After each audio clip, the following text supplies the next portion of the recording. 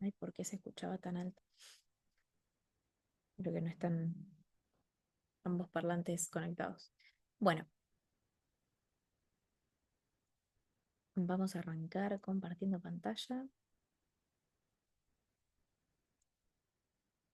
Bien, sí, quería poner una imagen divertida de unos riñoncitos, para pensar que así están hasta que después le pasan las patologías que vamos a ver ahora. Vamos a arrancar con tumores renales. Después, en realidad, vamos a seguir con necrosis tubular aguda, luego glomerulonefritis y pielonefritis. Porque pensaba intercalarlos porque hay temas que quizá glomerulonefritis y tumores renales son capaz muy complejos, entonces está bueno intercalarlo con algún tema que sea más sencillo. Vamos a arrancar. Tumores renales, entonces, ¿alguno sabe algo? El tema es medio quizás tedioso.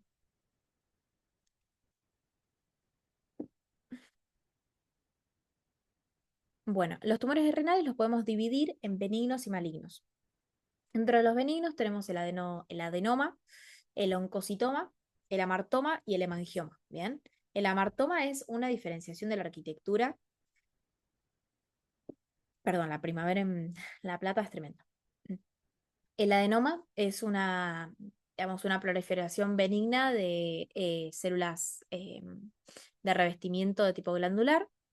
El amartoma, bueno, justamente es una diferenciación o desdiferenciación de la arquitectura normal del tejido. El hemangioma es una neoformación a partir de vasos sanguíneos. Y el oncocitoma, que es el único capaz particular, es un tumor benigno de gran volumen, de color blancuzco, que suele ser en un bajo porcentaje en la población. em, pero bueno, no tiene ninguna otra particularidad. Y los malignos tenemos el adenocarcinoma renal, el nefroblastoma o también lo que se llama tumor de Wilms y el sarcoma. Ahora en esta presentación vamos a eh, abocarnos principalmente a estos dos, al adenocarcinoma renal y al nefroblastoma. Bien. El sarcoma en realidad puede derivar de alguno de estos, principalmente del nefroblastoma, puede llegar a generar un sarcoma o algunos tumores también epiteliares, adenocarcinomas, pueden tener algunos cambios sarcomatoides que van a dar un mal pronóstico al carcinoma. O sea, el adenocarcinoma cuando tiene componente sarcomatoso habla de una diferenciación a otro tejido y esto también nos habla de mucha malignidad y de un mal pronóstico. Así que vamos a arrancar ahora con los malignos. Malignos. Entonces, hablamos de adenocarcinoma renal. El adenocarcinoma renal es más frecuentemente encontrado en pacientes masculinos y en pacientes de 60 años, principalmente. A ver, ¿podemos encontrarlo en pacientes más jóvenes? Sí, pero lo más frecuente es que estén pacientes de mucha edad, ¿bien? A diferencia del sarcoma de Ewing o nefroblastoma, que es más frecuente en niños, en infantes. Algunos de los factores de riesgo son los que ya conocemos para todos los carcinomas, que son el tabaquismo, porque es un tóxico, ¿bien? Que genera lesión celular, la hipertensión arterial por el trabajo que le produce concretamente al riñón y en las células suxtaglomerulares, por la estimulación que produce en el riñón, la exposición al asbesto, porque el asbesto también es un carcinógeno, al igual que los metales pesados. Quistes renales, eso también es muy frecuente. Hay una enfermedad que se llama poliquistosis renal que predispone a carcinomas, que puede predisponer a carcinomas, que es una enfermedad familiar, digamos, es hereditaria. Obviamente factores genéticos y componentes dietarios, pero lo más importante acá es el tabaquismo, la exposición al asbesto, bien, que son carcinógenos de primer nivel, y los quistes también son algo importante a mencionar.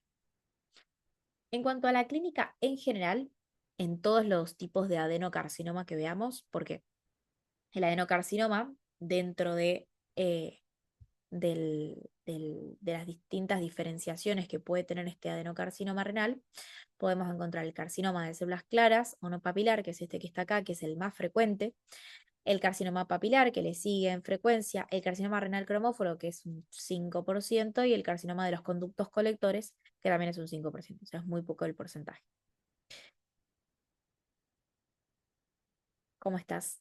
Recién acabamos de arrancar, así que eh, estamos, llegaste justo. Y bueno, después la clínica, en cuanto a la clínica de los adenocarcinomas renales, veníamos diciendo que es más frecuente en pacientes de 60 años, más frecuente en hombres, que sus predisponentes son el tabaquismo, la asbestosis, los quistes renales, y que a su vez el adenocarcinoma renal puede diferenciarse en cuatro tipos diferentes. El carcinoma de células claras, que es el más frecuente, el carcinoma papilar, el carcinoma renal cromófobo y el carcinoma de los conductos colectores. En cuanto a la clínica, siempre que hablamos del adenocarcinoma renal, podemos también llamarlo incidentaloma. ¿Y esto por qué? Por lo general se encuentra como un hallazgo, ¿bien? Como un incidente. Se lo encuentra porque no produce síntomas al principio, los produce cuando tienen un gran tamaño y pueden crecer mucho, pero cuando producen síntomas recién ya estamos hablando de un tumor de un volumen muy grande y que de hecho a veces los pacientes llegan a la consulta porque sienten masas, digamos, sienten que tienen un bultito en la espalda y cuando uno hace la palpación se da cuenta que está asociado al riñón y ahí haces una ecografía o haces una resonancia con contraste y encontrás un carcinoma renal. En general, pueden también cursar cuando tienen un gran volumen con hematuria. Bien, esto es por la lesión que van a generar por la compresión del resto del parénquima renal que está sano. Van a provocar necrosis del parénquima sano que se está comprimiendo y pueden provocar hematuria. También pueden generar dolor en flanco. ¿Por qué? Por la compresión de otras estructuras o por la afectación de la cápsula. Cuando crecen demasiado, pueden llegar a irritar en realidad la musculatura que está en la zona y entonces provocar dolor. Y pueden producir algo muy importante que son los síndromes paraneoplásicos. ¿Alguno se acuerda qué eran los síndromes paraneoplásicos? Capaz como un concepto nomás.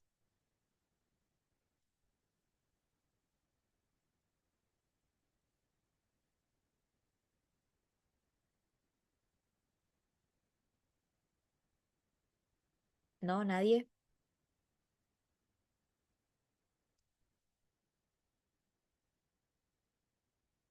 Bueno, los síndromes paraneoplásicos son aquellos conjuntos de signos y síntomas, son un síndrome que no se relaciona directamente con el tumor, o sea, puede no relacionarse directamente con el tumor, y que en general están asociados a la secreción de hormonas o en realidad similhormonas por parte del tumor. Bien, en el caso del riñón, ustedes recuerdan que el riñón puede generar, por un lado, la secreción de renina para activar al sistema renina-angiotensina-aldosterona, puede secretar vasopresina, también puede aumentar, o sea, puede generar eritropoyetina, bien, que aumenta la producción de eritrocitos. Entonces, si pensamos en qué es lo que produce el riñón, es muy fácil saber que si hay un tumor que es de gran tamaño y es productor de hormonas, puede provocar o hipertensión o alteración de la presión arterial en general, puede provocar policitemia, que es el aumento de la cantidad de glóbulos rojos, bien, es la contracara de la anemia, o sea, es la oposición a la anemia, puede provocar también hipercalcemia, bien, y también si afecta a la glándula suprarrenal puede provocar Cushing, ¿bien? Principalmente por la ACTH, puede provocar Cushing. También otra de las cuestiones que tenemos que tener en cuenta dentro de la clínica de los carcinomas renales malignos es su poder de metástasis, porque por lo general lo que hace el carcinoma renal es metastatizar a través de la vena renal, ¿bien? A través de la vena renal pueden llegar a hígado y a pulmones principalmente. Y luego puede llegar a provocar metástasis en otros lugares que no son tan frecuentes como son las suprarrenales. Y también pueden afectar al hígado, o sea, tan frecuentes. Son frecuentes las metástasis a la suprarrenal, sí, por la cercanía, pero puede provocar primero metástasis al pulmón y antes de invadir, por ejemplo, la suprarrenal. Entonces, locales, digamos, lugares de metástasis, pulmón, hueso, hígado y suprarrenales. Y esto sería como la generalidad del adenocarcinoma. Saber esto es importante porque te da la puerta de entrada a poder hablar del adenocarcinoma si te lo preguntan en un examen, por ejemplo. Y después, otra cosa importante es el carcinoma de células claras. Es muy sencillo. Por lo general, el carcinoma de células claras se llama así justamente porque las células tienen un color más claro, no son basófilas. Generalmente es unilateral, ¿bien?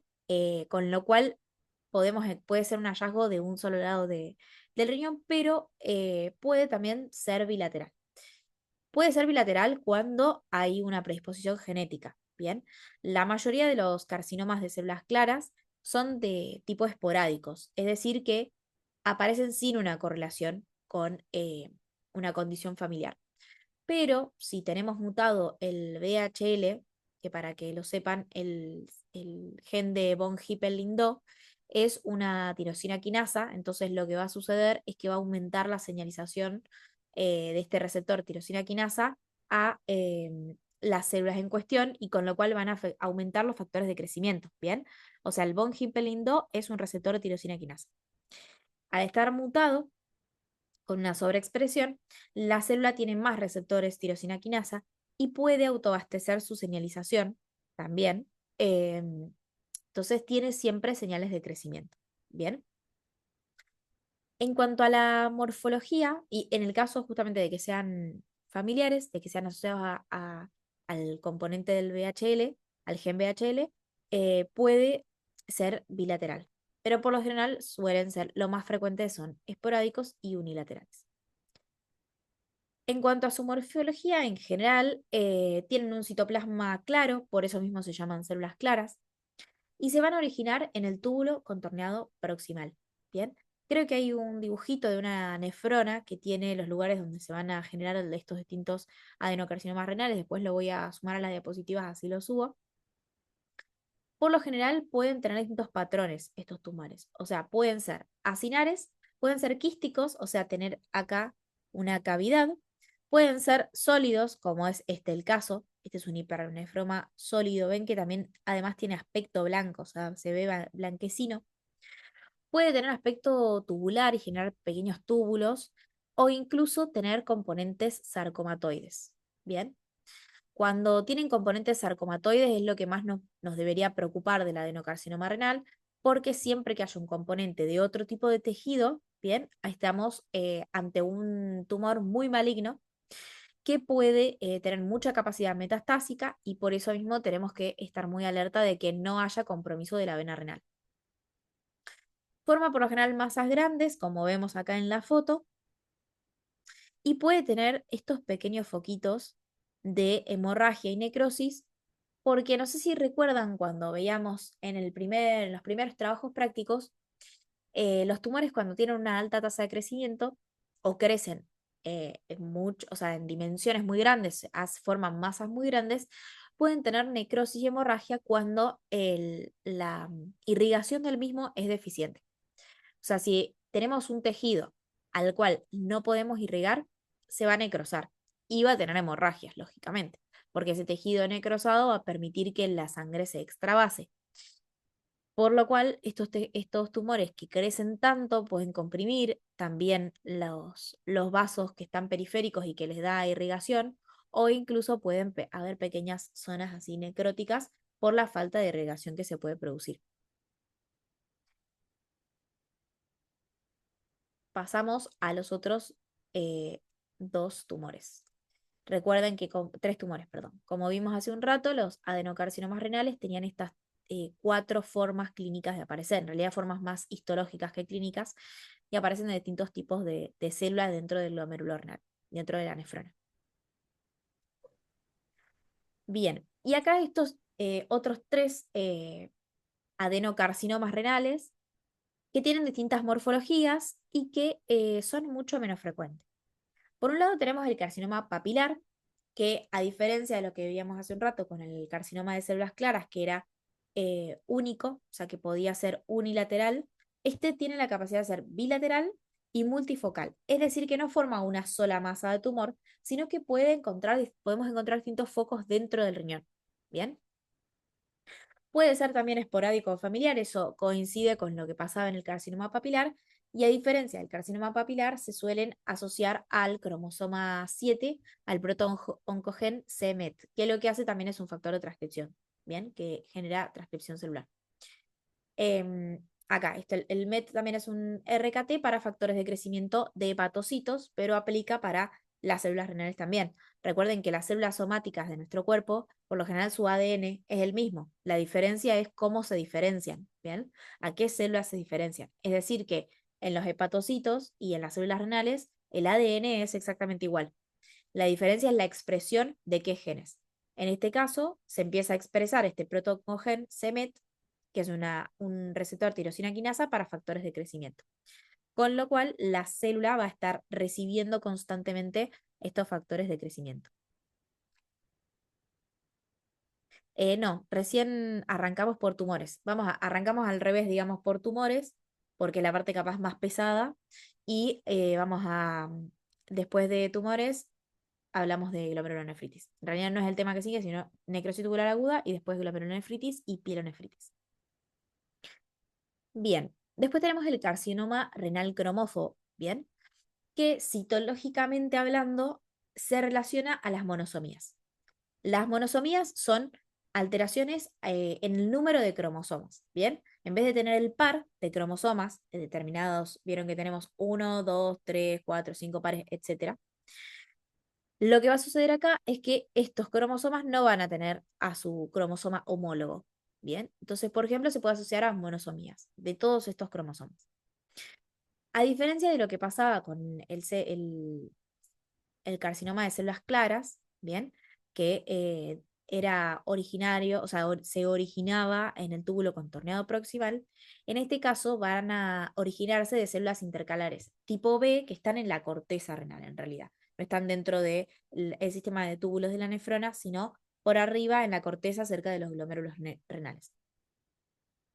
En cuanto a su morfología, puede formar nódulos que están muy bien delimitados con una coloración, y por eso se llaman cromófobos, muy amarronada, que en realidad es por la coloración de las células en sí misma, porque no suele tener hemorragia ni necrosis, ¿bien? Uno a veces cree que los colores, o sea, los tumores de color parduzco, de color amarronado, son más que nada por la digestión de los glóbulos rojos cuando hay hemorragias o necrosis dentro del tumor, pero en este caso lo que sucede es que la coloración en sí misma de las células es de un color más amarronado. Bien, pueden ser algunas de ellas de color pálido y rodeadas por un halo, pero alrededor del núcleo. Bien, un halo perinuclear, que suele ser más marcado, más intenso. Luego, el carcinoma de los conductos colectores. En este caso son células que son muy atípicas, con un aspecto de tachuela, se describe, o sea, como si la celulita fuese bien redondita, con un núcleo bien diferenciado, bien redondo, y se va a asociar, en este caso, genéticamente hablando, a pérdidas o de lesiones cromosómicas, ¿bien? O sea, perdemos cromosomas como pasaba acá en las monosomías, o pueden haber de lesiones, o sea, pueden haber cromosomas que estén rotos, por ejemplo. Las células malignas, en el caso del carcinoma de los conductos colectores, bueno, obviamente, como ya se dice ahí, va a emerger o va a surgir a partir de células de los conductos colectores, y son células que van a formar glándulas, pequeñas glandulitas que van a estar dentro de un estroma bien fibroso, ¿bien? O sea, el resto del tejido van a formar glándulas en la médula renal, y el resto del tejido va a ser bien fibroso, va a tener mucho colágeno, va a tener muchos fibroblastos, un tejido bien de tipo colágeno y fibroso.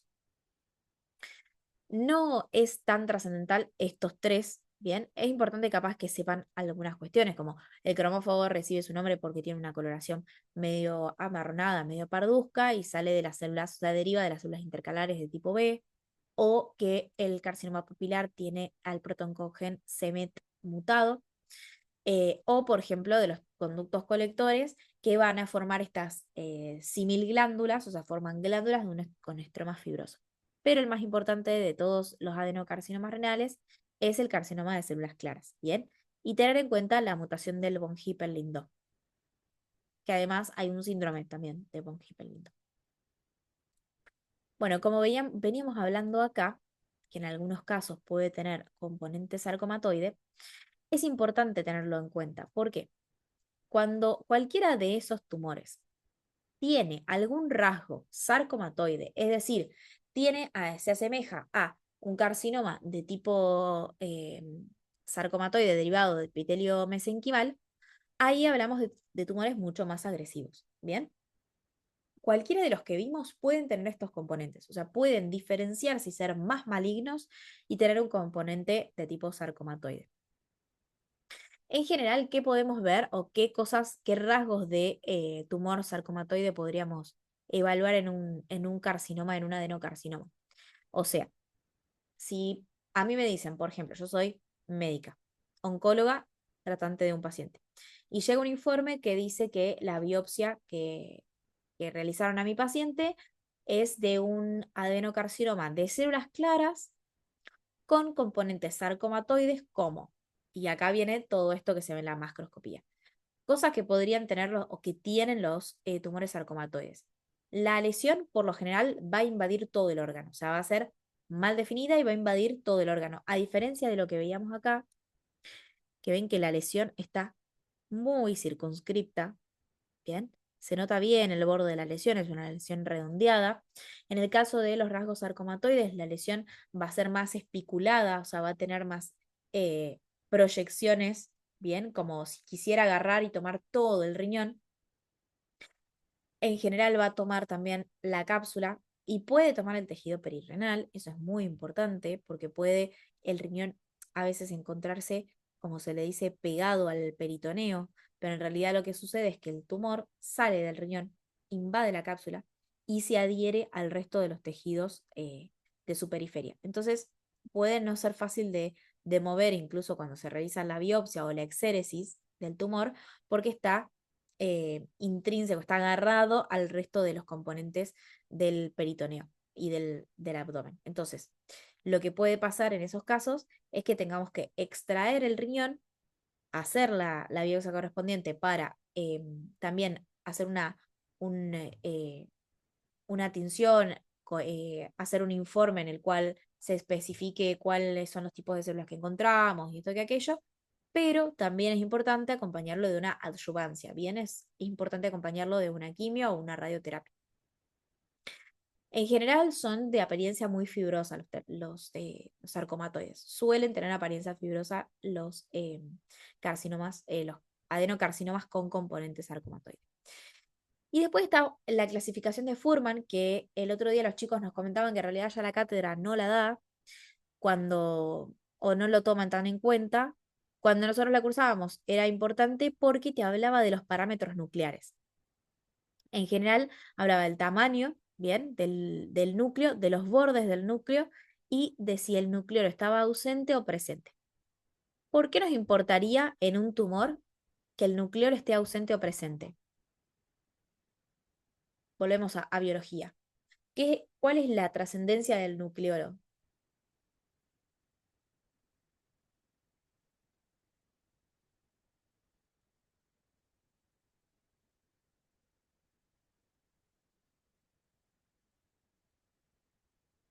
Bien, el nucleolo lo que tiene de importante es que eh, en el nucleolo la cromatina está más laxa.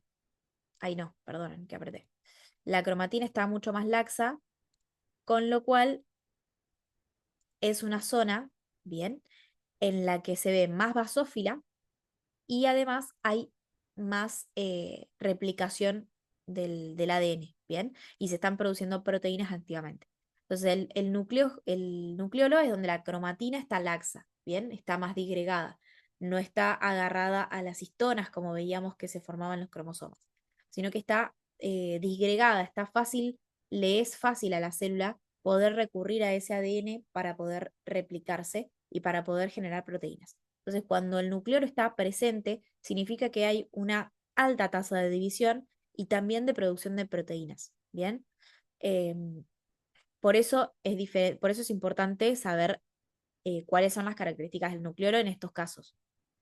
Ahora, dentro del el grado 1, el núcleo es más pequeño, el 2 es más grande y así sucesivamente va agrandándose el tamaño del nucleolo y su regularidad también va cambiando. O sea, en el grado 1 el núcleo como tal es bien redondo. En cambio, ya cuando hablamos del grado 2, 3 y 4, son muy irregulares. Es un núcleo muy irregular. Y esto nos habla de la malignidad de la célula, pues una célula que se empieza a desdiferenciar. ¿Bien?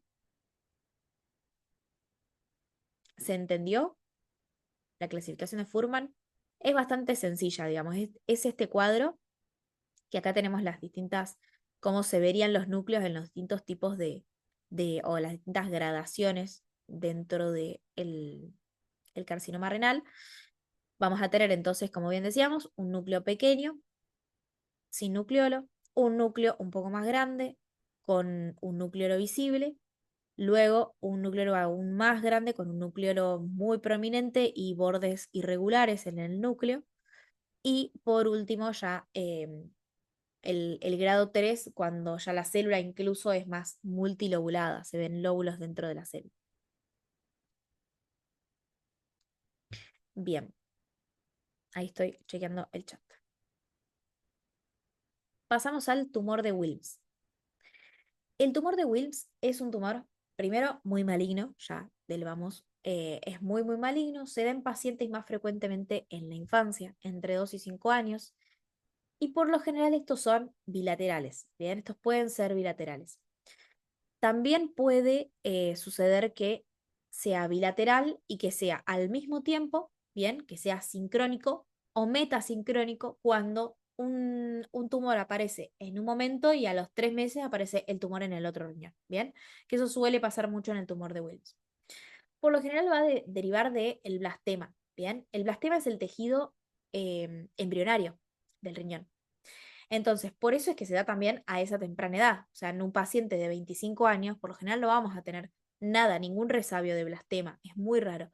Y por lo general, si en los pacientes infantes quedó algún resabio de este tejido embrionario renal, puede aparecer el tumor de Wilms. Se va a relacionar mucho a malformaciones congénitas del árbol urogenital, como puede ser la estenosis de los uréteres, o sea, los uréteres pueden estar estenosados, pueden estar más pequeños, puede haber vejiga bicorne, ¿bien? O sea, que esté como tabicada en el medio, o puede haber una atresia del uréter, o sea, totalmente obstruido el uréter, completamente ocluida la luz. Puede haber, puede ser un paciente monorreno, o sea, congénito, monorreno, dentro de las malformaciones que podemos encontrar dentro de los pacientes con tumor de Wilms. En general, al igual que el carcinoma de células claras que veíamos que tenía un gran tamaño, este también puede llegar a tener un tamaño muy, muy grande, cuyos bordes en general están bastante bien delimitados. De hecho, acá lo vemos en este tumor de Wilms blanco, bien blancuzco y suele ser más bien de una consistencia más blanda, suele ser homogéneo en su contextura, como lo vemos acá, no suele tener ni manchas pardas ni nada de eso, y puede, como tiene una alta tasa de crecimiento, tener necrosis y hemorragia, como habíamos hablado hoy. Y algo importante en la microscopía de este tumor es que tiene un componente, o sea, podemos hablar de tres componentes, ¿bien? O sea, el tumor de Wilms está compuesto por tres componentes, es trifásico.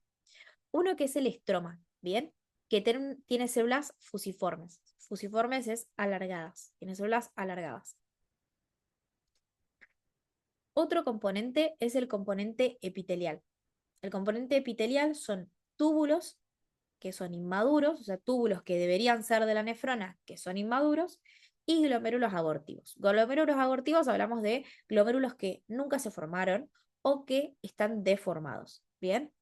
Pueden ser como si el ovillo se hubiese querido formar y no lo logró, y entonces se ve como una masa de capilares, pero sin ninguna composición real, sin una estructura real. Esos son los glomérulos abortivos. Y el componente blastemal, que acá la literatura lo define muy, ¿cómo es? Muy poéticamente como sábanas de células pequeñas azules. Lo que vamos a encontrar es disperso en todo ese tejido, disperso en todo el tumor, células de células bien basófilas y de un tamaño bastante pequeño, que es el componente blastemal, que son estas células indiferenciadas de tejido renal.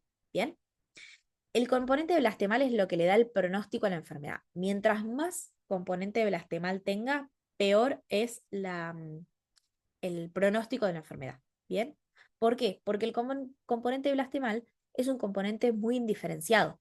¿Bien? Es un componente embrionario en realidad. Entonces, si tenemos mucho componente embrionario, lo más probable es que el tumor sea más indiferenciado, con más posibilidades de metastatizar o de diferenciarse a otros tejidos también.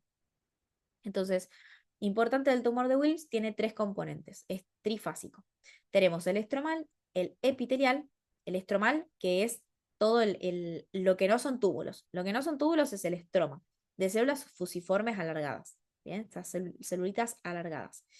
El componente epitelial, como tal, que tenemos estos túbulos inmaduros, y el componente del glomérulo. Recuerden que el glomérulo está compuesto por ovillos de capilares y los capilares tienen endotelio. Bien, entonces, este glomérulo, estos glomérulos abortivos, que son estos como glomérulos que no tienen una forma definida real como para poder tener su capacidad funcional. Y esparcido en todo el tumor, estas celulitas azules, azules bien pequeñas, como puntitos azules dentro del el tumor, y qué es el componente blastemal, ¿bien? Que es el que nos da el pronóstico. Mientras más componente blastemal, peor pronóstico. Y después, por último, en cuanto a la clínica, vamos a hablar de dos cosas fundamentales acá. ¿Puede producir una masa abdominal? Sí. Pero ¿qué pasa? En los niños, por lo general, son sus tutores los que cambian al niño, o a la niña, que los visten, los bañan, etcétera. Entonces, por lo general, van a consultar por una masa abdominal, porque en los niños es muy fácil poder llegar a palpar el riñón, ¿no? Por su contextura, ¿no? Y porque por lo general el abdomen es un poco más blando. Entonces, es muy fácil palpar el riñón. Y crecen tanto, tienen tanto tamaño, que la persona que los está cambiando puede observar que hay un pequeño bulto en el abdomen.